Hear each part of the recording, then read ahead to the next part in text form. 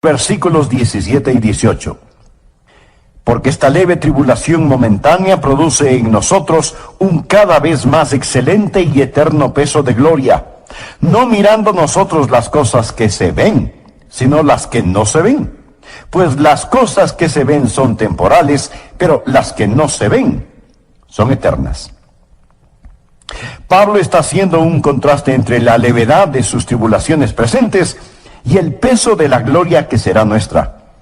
Hace un contraste entre el dolor y la gloria, entre aquello que se ve y aquello que no se ve. Y cuando dice que las cosas que se ven son temporales, quiere decir exactamente eso. Son temporales, son transitorias, pero las cosas que no se ven son eternas. Dice que estamos mirando cosas que no son vistas. Esto parece una verdadera contradicción, pero si me escucha atentamente, entenderá que no hay ninguna contradicción en lo que Pablo dice. Cuando yo era un muchachito pequeño, escuché una rima infantil que más o menos decía lo siguiente: anoche vi sobre una estrella a un hombre pequeñito que no estaba allí, y él tampoco estuvo allí hoy. Oh, cómo deseo que él desaparezca. Amigo, eso sí es hablar contradictoriamente. En los versículos leídos, Pablo no está haciendo un juego de palabras.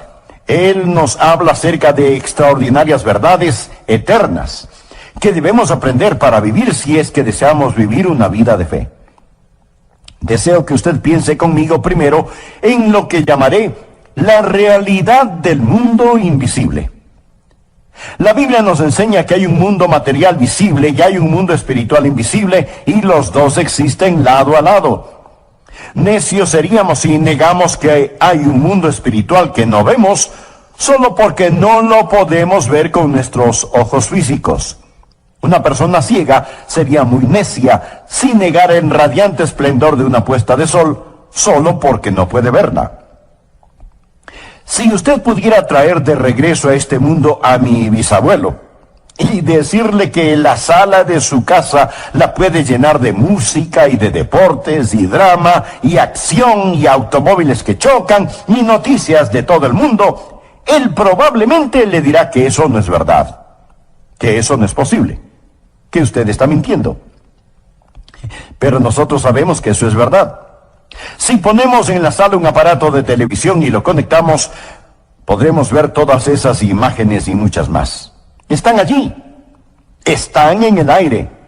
Y si no las podemos ver es porque simplemente no las estamos sintonizando, pero sabemos que están allí. ¿No es cierto? Usted sabe que es así. Las imágenes están en el aire. Así que tenemos una maravillosa ilustración de otro mundo en esta época en la cual vivimos, que nuestros tatarabuelos y bisabuelos no podrían entender. Por ejemplo, Jesús está aquí este momento, pero a menos que sus antenas estén sintonizadas a la estación adecuada, usted podrá ignorarlo. Y hasta podría decir: pastor, usted se está inventando cosas. Está hablando de cosas como que fueran reales cuando en verdad no lo son. Mi amigo, hay mucho más en la vida que solo aquello que puede tocarse, saborearse, olerse, escucharse o verse. ¿Cuál es el punto de todo esto? Lo que no se ve es aún más real que aquello que se ve. Por favor, busque en su Biblia la epístola a los Hebreos capítulo 11. Permítame mostrarle acerca de qué estoy hablando. Dije que lo que no se ve es aún más real que aquello que se ve. Leamos Hebreos capítulo 11, empezando en el primer versículo. Es pues la fe, la certeza de lo que se espera, la convicción de lo que no se ve. Subraye eso. Fe es la evidencia de que existe un mundo invisible. Versículo 2. Porque por ella, o sea, por la fe, alcanzaron buen testimonio los antiguos. Mi amigo le gustaría tener una A en su libreta de calificaciones. Bien, entonces ponga atención. Por la fe entendemos haber sido constituido el universo por la palabra de Dios. Esto es que Dios habló e hizo algo de la nada. De modo que lo que se ve fue hecho de lo que no se veía. Otra traducción dice, lo visible fue hecho de lo invisible. Las cosas que se ven primero fueron hechas de las cosas que no se veían. O sea, lo invisible estuvo antes que lo visible. Antes de que hubiera cualquier cosa que se podía tocar, saborear, escuchar u oler, estaba el Espíritu invisible de Dios y la palabra de Dios que hizo realidad todas estas cosas. Lo invisible estuvo presente antes que lo visible. Algunas veces la gente trata de negar la idea de Dios diciendo que todo simplemente sucedió y aún tratan de explicar cómo comenzó la vida. De hecho, hace ya varios años, un científico se metió en su laboratorio y anunció que había creado vida en ese laboratorio. Ahora, él no creó vida. Eso es absurdo. Lo que él hizo fue sintetizar algunos aminoácidos que tienen cualidades parecidas a la vida. Y por eso él dijo, he creado la vida. Por supuesto, poco tiempo después, muchos otros científicos comenzaron a reírse y a burlarse de él. Eso sería como el caso de un hombre cuyo padre era un excelente maestro constructor, que había construido una extraordinaria y hermosa mansión. Mientras su padre estaba ausente, este hombre tomó las herramientas de su padre, los materiales de construcción, los planos detallados y precisos, los estudió cuidadosamente, miró detenidamente el modelo a escala, y con todo lo que le pertenecía a su padre, construyó un pequeño gallinero. Y luego, observándolo, dijo, esto prueba que mi padre no existe.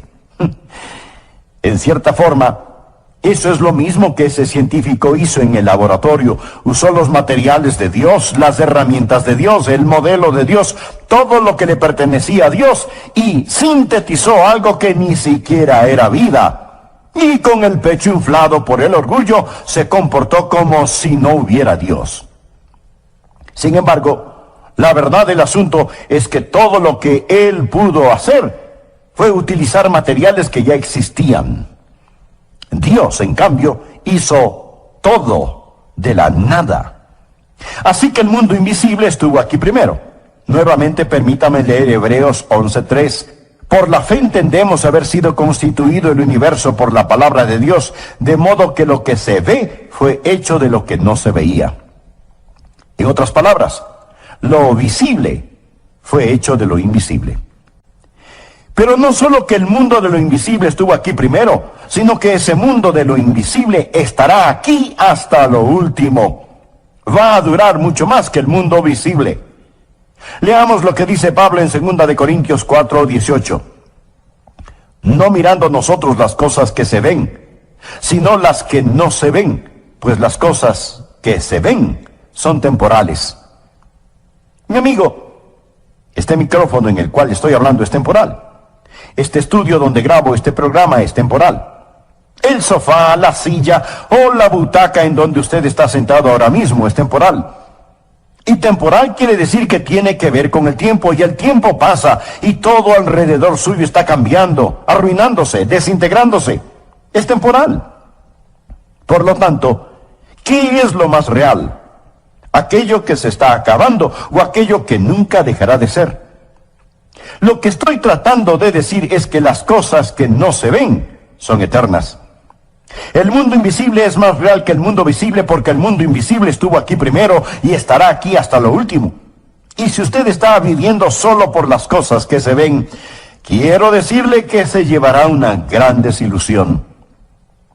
Bien, le he hablado acerca de la realidad del mundo invisible, pero ¿cómo sabemos que está allí? Porque Dios mismo dice que está ahí. Nosotros seríamos necios si lo negáramos. Pero no solo quiero informarle de esa realidad, sino también de los recursos de la misma. ¿En qué nos beneficia saber que existe un mundo invisible?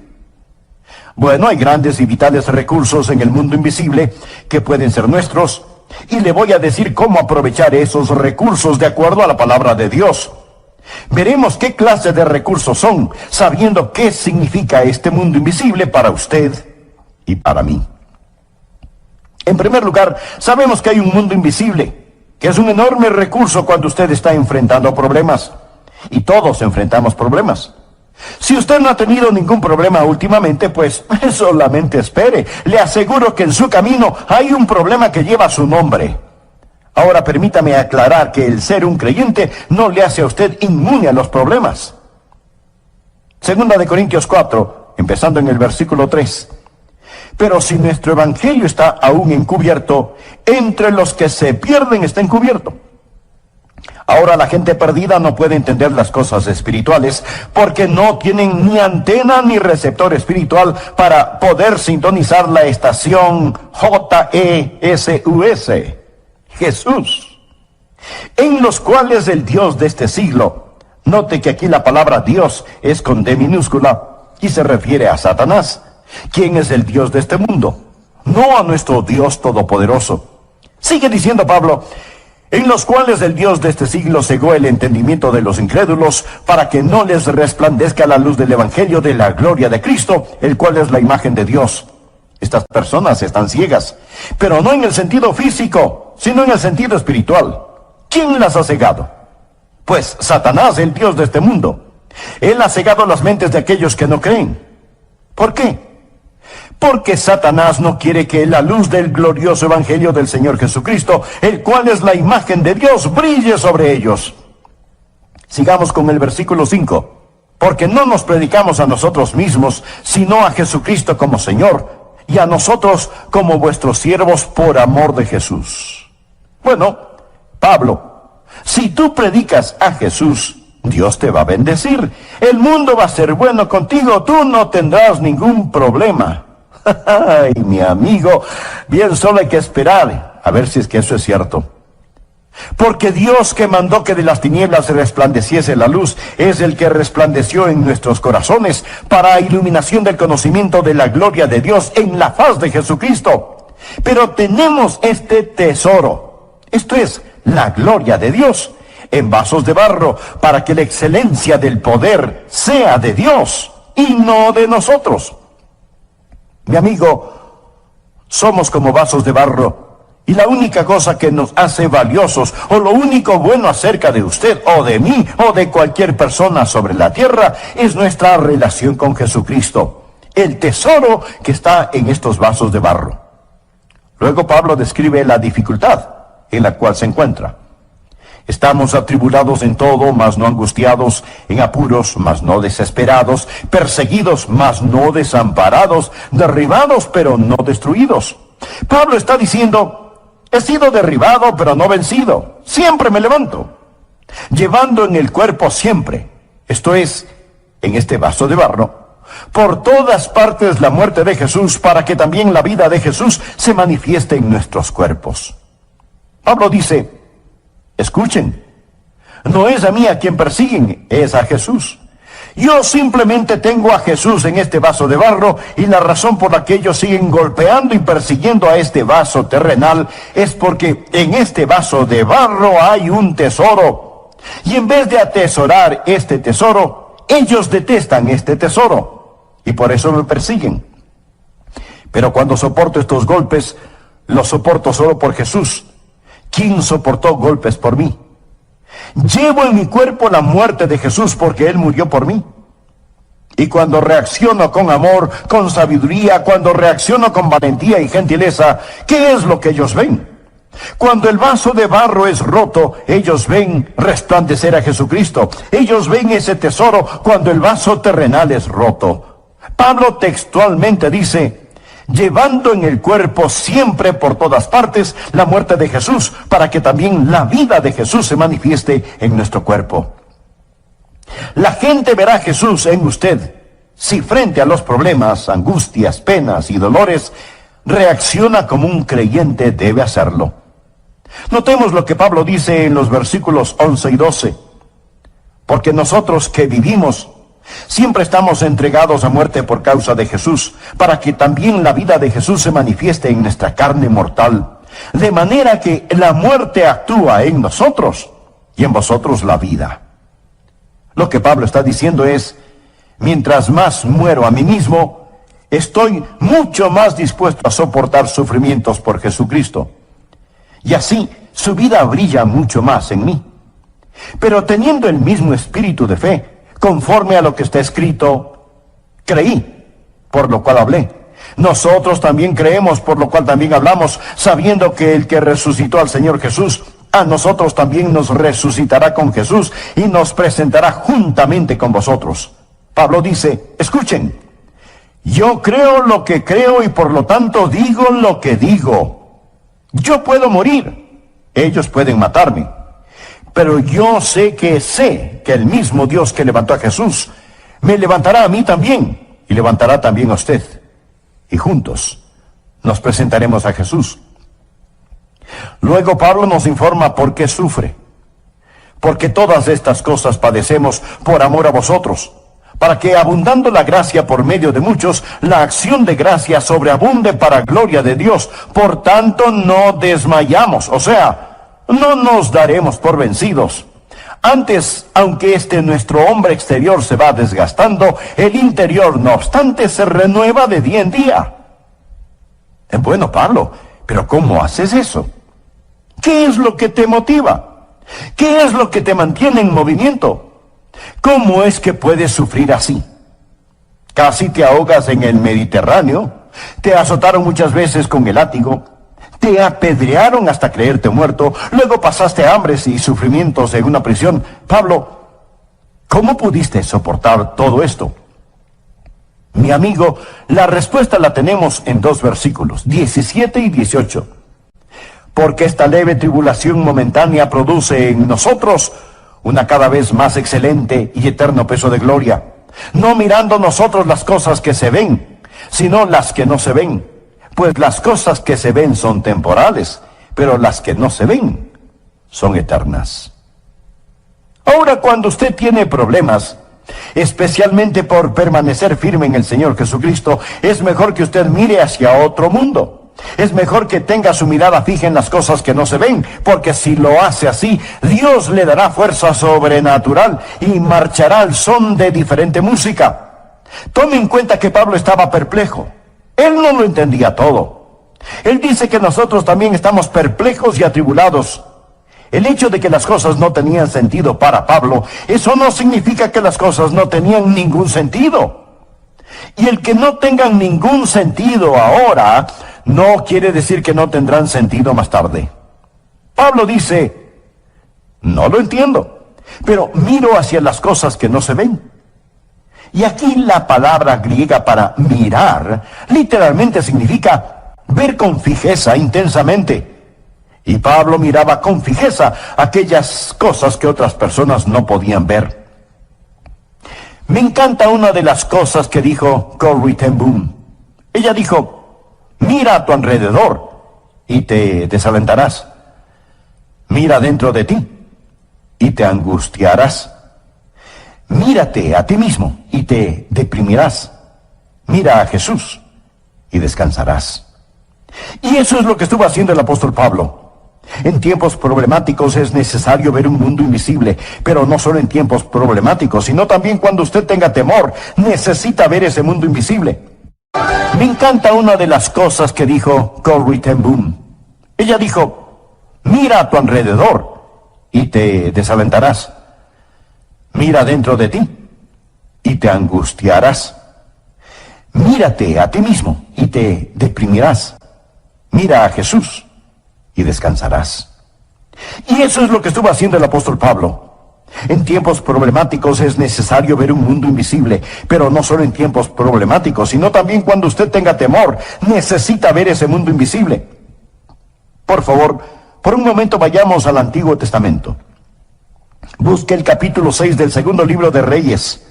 En un momento leeré desde el versículo 8. Lo que sucedió entonces fue lo siguiente. Eliseo era un profeta de Dios y como cualquier hombre de Dios, como el apóstol Pablo, o como cualquier hombre, mujer, niño o niña que trata de vivir por Jesús, se metió en problemas. De paso mencionaré lo que he dicho antes. Jesús no vino para sacarnos de problemas, sino para tener problemas con nosotros. Así que tenemos a este hombre de Dios, Eliseo, que está en problemas. Ahora leamos desde el versículo 8. Tenía el rey de Siria guerra contra Israel, y consultando con sus siervos dijo, en tal y tal lugar estará mi campamento. Y el varón de Dios envió a decir al rey de Israel: mira que no pases por tal lugar, porque los sirios van allí. Entonces el rey de Israel envió a aquel lugar que el varón de Dios había dicho, y así lo hizo una y otra vez con el fin de cuidarse. Y el corazón del rey de Siria se turbó por esto, y llamando a sus siervos les dijo: ¿no me declararéis vosotros quién de los nuestros es del rey de Israel? Entonces uno de los siervos dijo: no, rey señor mío, sino que el profeta Eliseo está en Israel, el cual declara al rey de Israel las palabras que tú hablas en tu cámara más secreta. Amigo, aquí había una fuga de información, porque Eliseo estaba sintonizado con el cielo en un mundo invisible. Sigamos con la lectura del relato bíblico. Y él, Osén, rey de Siria, dijo: id y mirad dónde esté para que yo envíe a prenderlo.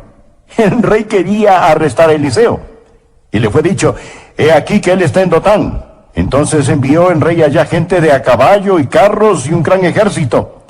El rey envió un gran ejército para arrestar a este pequeño profeta de Dios, los cuales vinieron de noche y sitiaron la ciudad. Ellos querían apresar a este hombre de Dios, y por lo tanto sitian a la ciudad con caballos y carruajes y soldados. Y se levantó de mañana y salió el que servía al varón de Dios. Aquí se refiere al siervo de Eliseo. Y he aquí el ejército que tenía sitiada la ciudad, con gente de a caballo y carros. Entonces su criado le dijo: ¡ah, señor mío, qué haremos! En otras palabras: amo, estamos en problemas. ¿Qué es lo que vamos a hacer? Él, Eliseo, le dijo: no tengas miedo, porque más son los que están con nosotros que los que están con ellos. Por favor, subraye la frase: no tengas miedo. Al respecto, alguien alguna vez informó que 365 veces en la Biblia, o sea, una vez por día, Dios ha dicho: no temáis, no tengas temor, o expresiones equivalentes para cada día del año. Y oró Eliseo y dijo: te ruego, oh Jehová, que abra sus ojos para que vea. Ahora este joven criado de Eliseo probablemente ni siquiera usaba lentes todavía. Yo comencé a usarlos desde que cumplí los 42 años de edad, y para poder ver de cerca o de lejos yo tengo que quitarme o ponerme los lentes. Pero aquí estamos hablando de un hombre joven, siervo de Eliseo. Y oró Eliseo y dijo: te ruego, oh Jehová, que abra sus ojos para que vea. Entonces Jehová abrió los ojos del criado, no sus ojos físicos, sino sus ojos espirituales, y miró. Y he aquí que el monte estaba lleno de gente de a caballo y de carros de fuego alrededor de Eliseo. El enemigo tenía sus soldados y Dios tenía sus soldados. Pero el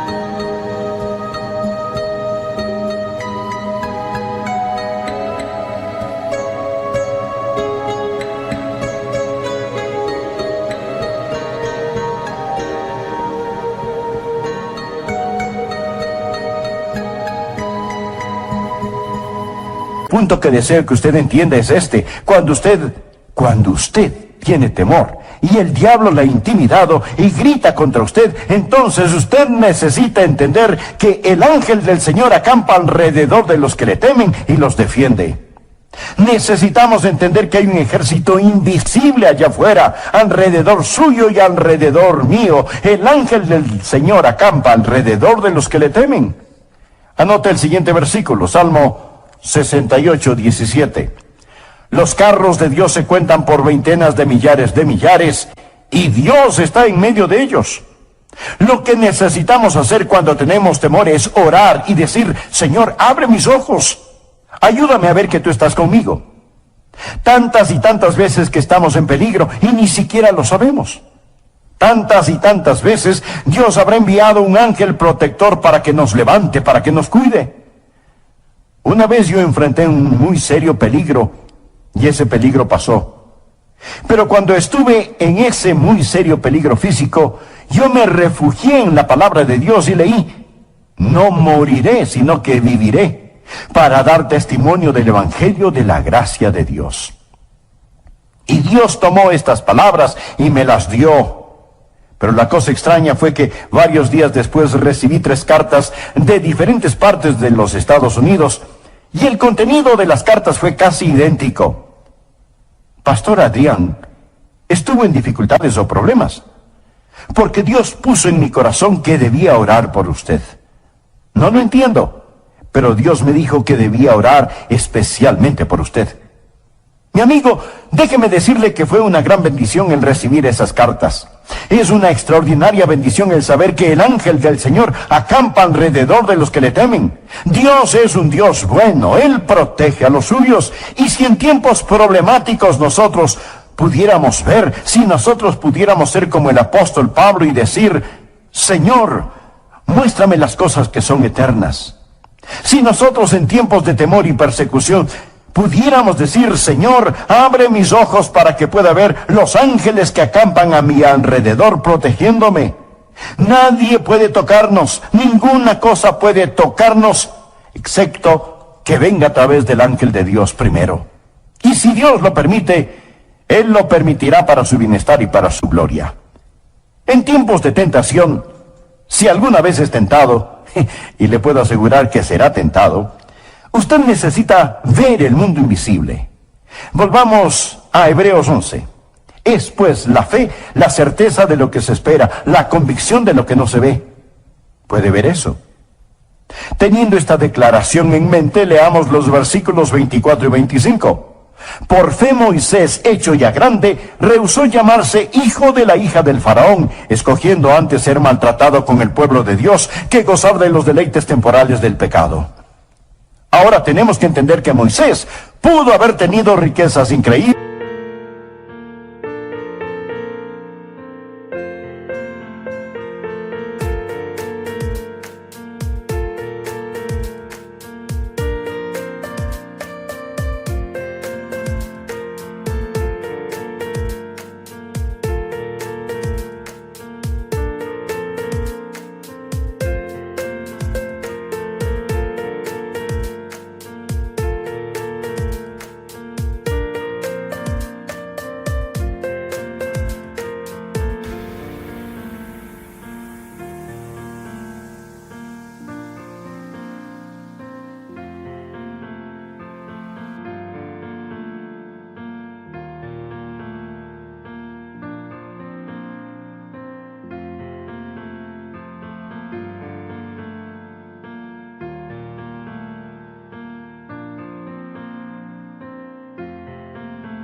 Pudo haber vivido un lujoso estilo de vida. Él pudo haber experimentado cada placer y pecado que el mundo puede ofrecer. Él pudo haber sido el emperador de la más poderosa nación sobre la tierra, pero él rechazó todo eso. La Biblia dice: rehusó llamarse hijo de la hija del faraón, escogiendo antes ser maltratado con el pueblo de Dios que gozar de los deleites temporales del pecado, teniendo por mayores riquezas el vituperio de Cristo que los tesoros de los egipcios, porque tenía la mira puesta en el galardón. Quiere decir que él miró hacia lo final. Él vio la conclusión de todo el asunto. Por la fe dejó Egipto, no temiendo la ira del rey. Ahora preste atención a la siguiente frase: porque se sostuvo como viendo al invisible. Una vez más, vemos que en tiempos problemáticos hay que ver lo invisible. En momentos de temor hay que ver lo invisible. En tiempos de tentación hay que ver lo invisible. Eso es lo que va a impulsarle a usted hacia adelante. Eso es lo que lo mantendrá en el camino correcto. Ahora, ¿cómo va a lograr esto en su vida? ¿Cómo va a conocer todo esto y hacerlo real? Hemos estado hablando acerca de la realidad del mundo que no vemos. Hemos hablado de los maravillosos recursos de este mundo invisible, pero ¿cómo recibe y cómo libera el poder de este mundo invisible para su propia vida? Sigamos con Hebreos capítulo 11. Y le diré cómo trae este mundo invisible al mundo físico y material en el cual vivimos. Antes que nada, usted debe saber que hay tres grandes enemigos de nuestra fe. Primero, las apariencias. Segundo, las emociones. Y tercero, la razón. Tres enemigos de la fe. Nada negativo con ninguno de ellos, excepto que hacen guerra contra nuestra fe, la cual se sustenta en el principio divino que dice: la fe es la certeza de lo que se espera, la convicción de lo que no se ve. Las apariencias pueden ser un gran enemigo de la fe, porque usted bien sabe que las apariencias son engañosas. ¿Y qué es la esperanza? Permítame darle una definición de esperanza. Hebreos dice que la fe es la certeza de lo que se espera. Esperanza es la unión de la anticipación y la seguridad. Fe es la evidencia de la anticipación unida a la seguridad. Esperanza significa que hay algo que anticipamos va a suceder y es una anticipación llena de gozo. Cuando yo era un muchachito, podía anticipar cuándo iba a ser castigado, pero esa anticipación carecía de gozo. La esperanza significa la anticipación que, unida a la seguridad, está basada en las promesas divinas. La fe viene por escuchar la palabra de Dios. Cuando escuchamos la palabra de Dios tenemos esperanza y fe. Si no viere en sus manos la señal de los clavos, y metiere mi dedo en el lugar de los clavos, y metiere mi mano en su costado, no creeré. Aquí tenemos a un hombre cuya fe fue obstaculizada por su deseo de ver. Simón Pedro aprendió que no se debe vivir de esta manera.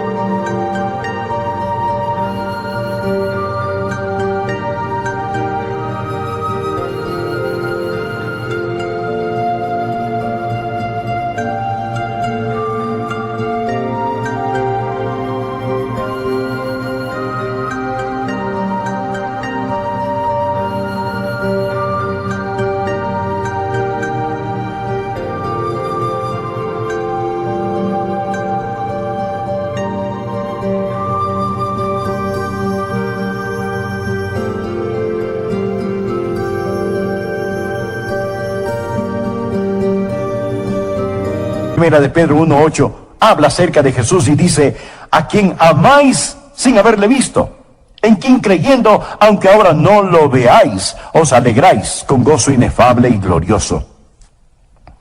Si alguno de ustedes me pregunta: Pastor Adrián, ¿ha visto usted a Jesús? Le responderé: no, pero le amo. No lo he visto, pero le amo y creo en él. El problema es que algunas veces solo creemos aquello que nuestros sentidos nos comunican, en vez de dejar que sea la fe la evidencia de las cosas que no vemos, la certeza de las cosas que esperamos. Hay veces que oramos y decimos: Señor, yo creo. Pero sabemos en realidad que no creemos. Solamente decimos que creemos. Pensamos que si lo decimos, eso lo tornará en verdad. ¿Le ha pasado eso alguna vez? Oramos: Señor, realmente voy a creer en ti para esto. Pero sabemos que no estamos creyendo.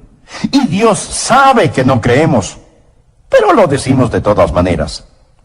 Pero esta vez yo sabía que creía, supe que Dios puso esa fe en mi corazón. Si usted alguna vez ha vivido por fe el tiempo suficiente y ha tenido experiencias de fe, usted sabe, o por lo menos piensa que tiene fe verdadera en su corazón, sabe que sin fe es imposible agradar a Dios. Y que nada conseguirá de Dios si es que no ora con fe. Orar y creer significa recibir. Orar y dudar significa renunciar. Por lo tanto, usted debe orar en fe y con fe. Otra cosa que nos impide el vivir en el plano de lo invisible son nuestras emociones. Algunas veces es lo que vemos, lo que batalla contra nuestra fe. Otras veces son nuestras emociones. Y eso es muy semejante a aquello de que si no lo podemos ver, entonces lo queremos sentir. ¿Alguna vez ha tratado de orar y sus oraciones parece que no tuvieran sustancia? ¿Sabe de lo que estoy hablando? Sus oraciones son completamente secas y parece que lo único que usted está haciendo es un ejercicio sin ningún significado. Mi amigo, escúcheme. No deje que sus emociones le impidan creer en Dios. En realidad, sus emociones nada tienen que ver con su creencia. Dios realiza su más profundo trabajo en su espíritu, no en sus emociones. Sus emociones son la parte más superficial de su naturaleza. Y Dios nunca realiza su trabajo más profundo en la parte más trivial del ser humano. Y hay ocasiones, hay momentos cuando sus emociones simplemente no son lo que deben ser. Usted despierta una mañana con un fuerte dolor de cabeza y trata de tener un tiempo devocional.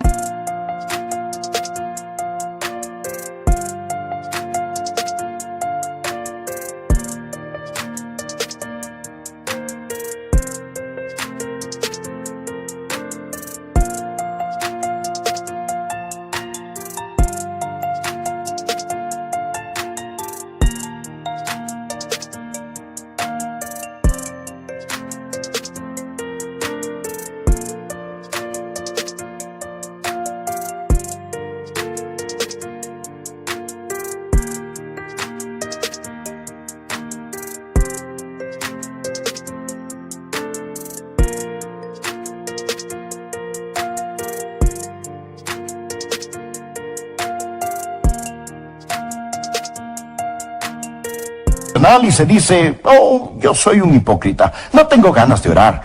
Y Dios no escucha mis oraciones de todas maneras. Y usted siente como que si Dios estuviera miles de años luz de distancia, tiene acidez estomacal, le duele la cabeza y no puede concentrarse en la oración. Y si usted no tiene cuidado, puede comenzar a sentirse nada espiritual. Y entonces se toma un Alka-Seltzer o algo por el estilo, se siente un poquito mejor, su mente se despeja, sale el sol, desaparece su dolor de cabeza y tiene un hermoso íntimo tiempo devocional y usted piensa, me siento tan cerca de Dios. Pero usted es la misma persona ahora que cuando tenía su dolor de cabeza. ¿Piensa que Dios estaba en esas tabletas de Alka-Seltzer que se tomó? De ninguna manera. Escúcheme, cuando usted se acerca a Dios en oración, no le ofrezca el vacío de sus emociones. Venga con sus manos llenas del incienso de la palabra de Jesús. Ore en el nombre de Jesús. Y como usted se siente, poco tiene que ver con eso. No es lo que ve, no es lo que siente. He descubierto eso muchas veces en la predicación y he predicado por mucho tiempo y he predicado muchísimos mensajes. Quiero compartir con usted un secreto. Hay veces en que no me siento con ganas de predicar. Y alguien podrá decir, usted está bromeando, pastor. Usted está siempre tan lleno de Dios que siempre está impaciente por predicar. Oh, mi amigo, desearía que eso fuera verdad. Algunas veces vengo a predicar, pero he estado enfermo o cansado o lo que sea, pero amo al Señor y vengo y trato de predicar y las palabras no son lo que yo quiero decir y no puedo pensar con claridad y tengo confusión y neblina mental y la lengua se me enreda y no sé qué hacer y digo, Señor, esto es terrible, esto es agotador. Pero cuando extiendo la invitación, parece como que si los cielos se abrieran y Dios me dice, Adrián, no es tu locuacidad, no son tus sonrisas, no son tus emociones, es mi poder el que cuenta. Mi amigo, necesitamos aprender a esta extraordinaria verdad una y otra vez. Algunas veces necesitamos recurrir a ese mundo invisible. Cuando enfrentamos problemas, temores y tentaciones, debemos comprender que hay allá un mundo invisible pero muy real y que Dios está trabajando. Algunas veces las apariencias o las emociones o la razón tratan de convencernos de que Dios no está en control de todo y trabajando. ¿Se acuerda del relato de cuando una gran multitud seguía a Jesús y Jesús le preguntó a Felipe, ¿cómo vamos a alimentar a todas estas personas? Felipe hizo cálculos y dijo que como para alimentar a todas esas personas era necesario el salario de un año de un trabajador. Mejor sería enviar a la gente a sus casas. Pero Jesús no lo hizo así. Y al final todos fueron alimentados. Y hasta sobró mucho alimento. Amigo, no deje que su corazón, su mente estén limitados por la lógica. Pero entiéndame. De ninguna manera estoy diciendo que es erróneo ser lógico. A mí me gusta ser lógico. Disfruto de las personas lógicas y la fe de ninguna manera es contraria a la razón. Sin embargo, la fe muchas veces va más allá de la razón. A menudo debemos preguntarnos, ¿no estamos simplemente calculando y planificando en vez de estar confiando en el Señor? Finalmente, permítame decirle lo siguiente. Cuando un ser humano vive por sobre el nivel visual, va a poder ver lo invisible y por lo tanto va a poder aprovechar en lo desconocido de aquel que es verdadero.